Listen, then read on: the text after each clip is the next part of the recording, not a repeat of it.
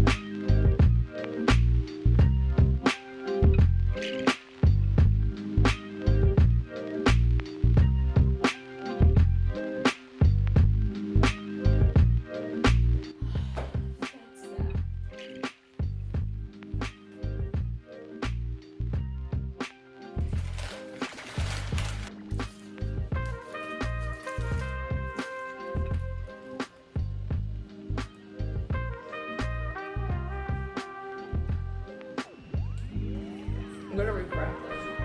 I don't know if you understand.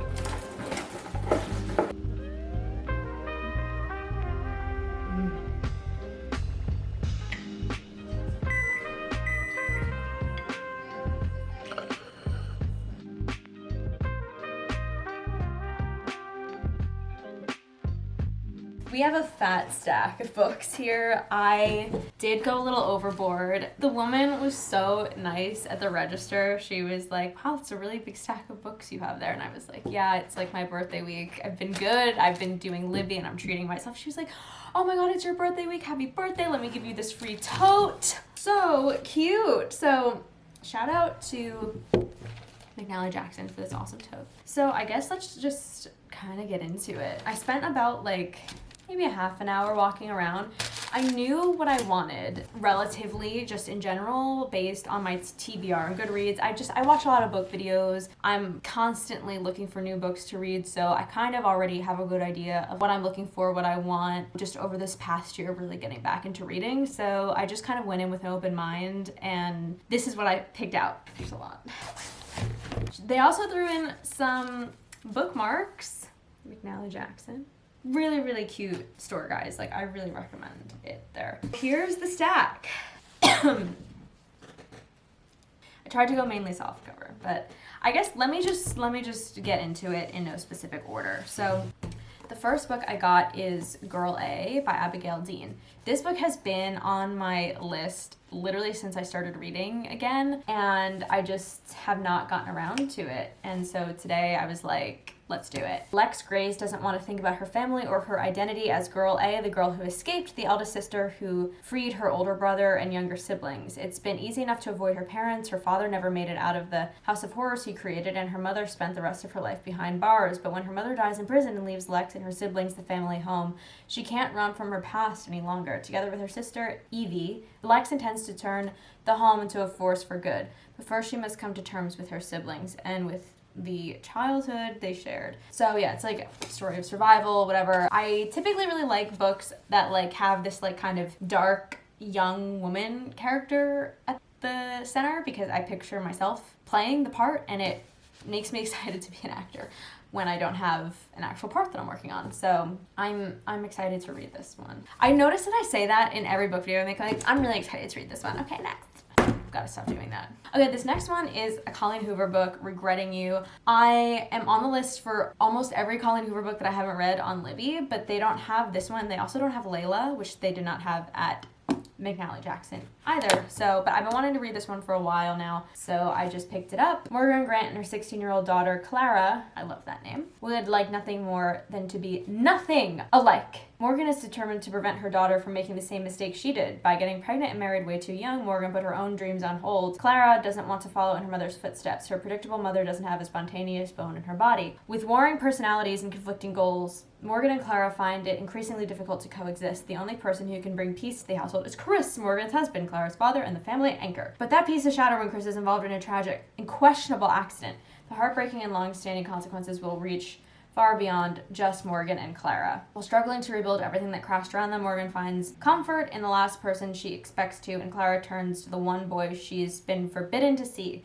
With each passing day, new secrets, resentment, and misunderstandings make mother and daughter fall further apart. So far apart, it might be impossible for them to ever fall back together. So this is like, you know, a dramatic mother-daughter story, and it looks good. I think people generally like this book from what I've seen, so I'm excited to read it.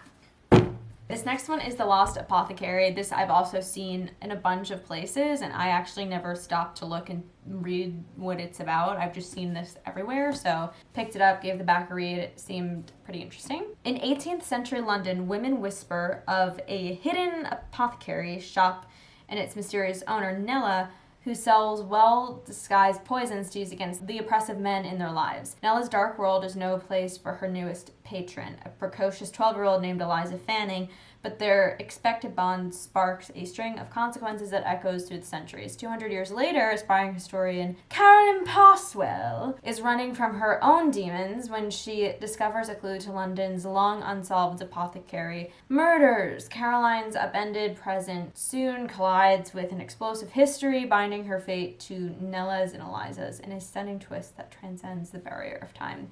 So I like this because it has like the two kind of time periods, it seems pretty feminist. It looks interesting. I'm excited to give it a read. Okay, this next one, again, one of these books that I've just been meaning to read for like the longest time ever and have not gotten around to it. It's Everything I Know About Love by Dolly Alderton. This is a memoir, and apparently it's streaming on Peacock. So maybe I can turn off Vanderpump Rules for like 2 hours and watch something else. When it comes to the trials and triumphs of becoming an adult, Dolly Alderton has seen and experienced it all. Everything I Know About Love is about bad dates, good friends, and above all else, realizing that you are enough. Wildly funny, occasionally heartbreaking, it's about growing up, growing older, and learning to navigate friendships, jobs, loss, and romance along the way. So it's cute. It's like, you know, I feel like it's a good book to read in your 20s. It seems like a fairly swift read. I'm curious to see what the Peacock, if like the Peacock is like more of a documentary style or if it's scripted. Moving on, I have The Hunting Party by Lucy Foley. I still have not read The Guest List, but I read The Paris Apartment and I did not like that, but apparently this and the guest list might be better, so I'm giving this one a try first. For New Year's reunion in the remote Scottish wilderness. The beautiful one, the golden couple, the volatile one, the new parents, the quiet one, the city boy, the outsider. One of these friends is a murderer, and one won't make it out alive. So it's like a kind of like an And Then There Were None like meets Clue type thing. I love thrillers. I'm a thriller gal. I'm a thriller girly. So yeah, I'm looking forward to seeing what this is about. I feel like all of her books are basically like the same structure. Okay, this next one, Wish You Were Here by Jodi Picoult. I feel like I read some of her books when I was younger. I think my mom might have recommended this, and I just thought I'd give it a try. It's kind of about like, I guess I'll just read the back. Diana O'Toole is perfectly on track both personally and professionally in her job in the art auction world. She's about to be promoted, blah, blah, blah. Her boyfriend Finn is a surgical resident. He's about to propose on a planned getaway days before her 30th birthday, right on time, but then a virus appears in the city. Does that sound familiar to anybody? On the eve of their departure, Finn breaks the news. It's all hands on deck at the hospital. You should go without me, he says, especially since the trip is non-refundable, and so reluctantly she does. Almost immediately, her dream vacation goes further awry. Her luggage is lost. The Wi-Fi is non-existent. And the first hotel and then the islands themselves shut down due to the pandemic. After being completely isolated, she forces a connection with a local family when a teenager, despite her father's suspicion of outsiders, confides to Diana. In the Galapagos Islands, where Darwin's theory of evolution was formed, Diana finds herself examining her relationships, her choices, and herself, and wondering if she has begun to evolve into someone completely different. Yeah, I am looking forward to reading this. I think it's very Eat, Pray, Love, which I've never read. Okay, this next one, I was really on the fence about this because it's a hardcover and it's signed, and I was just like, do I need to spend the money on this? And the answer I found myself giving was yes. This is like everywhere. I have some questions for you. It was in my thriller books of 2023 to read, and it is signed. A successful film professor and podcaster, Bode Kane, is content to forget her past, the family tragedy that marred her adolescence, her 4 largely miserable years at a New Hampshire boarding school, and the murder of her former roommate, Talia Keefe. In the spring of their senior year, through the circumstances surrounding Talia's death and the conviction of the school's athletic trainer, Omar Evans, are hotly debated online, Bode needs to let sleeping dogs lie. But when the Granby School invites her back to teach a course, Bode is inexorably drawn to the case and its increasingly apparent flaws. In their rush to convict Omar, did the school and the police overlook other suspects? Is the real killer still out there? As she falls down the very rabbit hole she was so determined to avoid, Bode begins to wonder if she wasn't much of an outsider at Granby as she thought, if perhaps back in 1995 she knew something that might have held the key to solving the case. So I love this. Again, I love like murder mysteries, thrillers, etc. I also just like really love the cover of this. I feel like it's really unique. And then the last one I got at the bookstore is The House Across the Lake by Riley Sager. I think this was also in my thriller books of 2023. First of all, Alex Michaelides, I think is how you say it, who wrote The Silent Patient, which is one of my favorite books of all time, called it an unputdownable page turner. So if Alex likes it, you know, I have to get it. I basically opened this book and reread like the description. I was like, oh my god, yes, I have to. Casey Fletcher, a recently widowed actress. That in itself is enough to sell me. Casey Fletcher, a recently widowed actress trying to escape a streak of bad press, has retreated to the peace and quiet of her family's lake house in Vermont. Armed with a pair of binoculars and several bottles of bourbon, she passes the time watching Tom and Catherine Royce, the glamorous couple, living in the house across the lake. They make for good viewing. A tech innovator, Tom is powerful and a former model. Catherine is gorgeous. I love this. I love, like, we are a depressed, tortured actress that only has alcohol to turn to and a house and binoculars. That is a character that I want to sink my teeth into. One day on the lake, Casey saves Catherine from drowning and the two strike up a budding friendship. But the more they get to know each other, the longer Casey watches, the more it becomes clear that Catherine and Tom's marriage isn't as perfect as it appears. When Catherine suddenly vanishes, Casey immediately suspects Tom of foul play. What she doesn't realize is that there's more to the story that meets the eye, and the shocking secrets can lurk beneath the most placid of surfaces. That sounds amazing. Looking forward to giving this a read. So yeah, so that's everything that I got at the bookstore, but we really went there.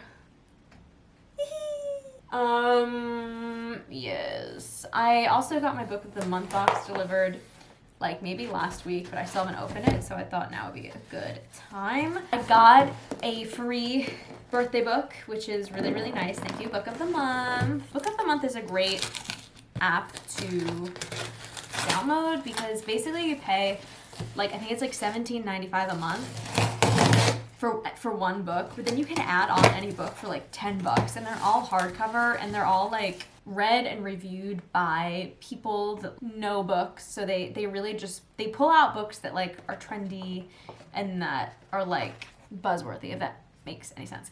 So I got 2 older ones, which is cool. You don't always have to pick the books of that month. You can pick previous books like for your pick, if that makes any sense. I'm not explaining this very well, but I'll leave the link down below if you want to check it out for yourself. So I got this one because everyone is talking about this book tomorrow and tomorrow and tomorrow. It was their 2022 book of the year.